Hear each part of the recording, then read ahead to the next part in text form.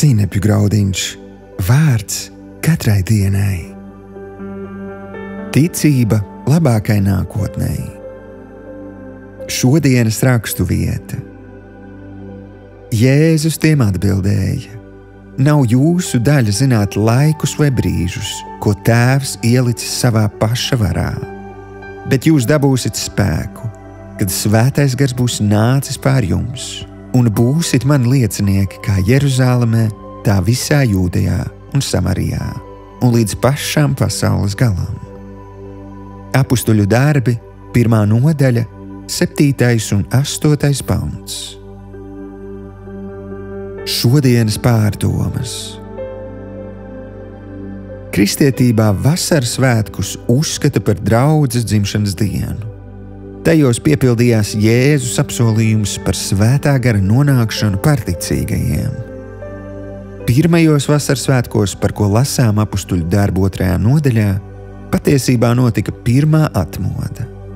Bailīgie Kristus sekotāji saņēma Svēto garu, un pēc tam sāka drosmīgi sludināt Jēzus Kristus evaņģēliju ar Dieva autoritāti un spēku. Tajā dienā tūkstošiem cilvēku dzīves tika izmainītas. No tā laika kristietības sāka izplatīties pa visu pasauli. Ļoti līdzīgi notikumi norisinājās 1739. gada Vasarsvētkos Valmierā, kad brāļu draudze organizēja pirmo Vasarsvētku dievkalpojumu latviešiem. Tajā laikā Jēzu Kristu kā savu personīgo glābēju sāka iepazīt pirmie latvieši.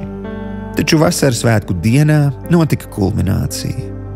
Vairāki simti klātesošo, kas tajā laikā bija vienkārši vergi, piedzīvoja spēcīgu Dieva Svētā gara izliešanos viņu sirdīs. Dzīve radikāli mainījās, radās ticība un cerība. Rezultātā 2 gadu laikā Valmieras apkārtnē jau bija vairāk kā 4000 cilvēku, kas bija iepazinuši dzīvo Dievu, Jēzu Kristu, kuru viņi tajā laikā sauca par Latviju pestītāju. Šī atmoda gāja vairāku paudžu garumā un patiesībā ielika pamatus latviešu tautas brīvībai un ticībai par savu zemi un savu valsti. Mans draugs, Dievs nav mainījies. Tāpat kā pirms 300 gadiem viņš spēja bezcerībai nolemtos vergus glābt, dot cerību un ticību labākai nākotnei, tāpat arī šodien. Viņam ir pārdabisks risinājums, un tu vari būt drošs, ka tas nekavējas. Šodienas lūkšana. Tēvs, es tev pateicos, ka tu esi darījis lielas lietas latviešu tautas vēsturē. Patiesi, tu esi Dievs, kurš nemainās. Tu esi Dievs, kas atbild lūkšanas, kuras lūgtas gadsimtu garumā.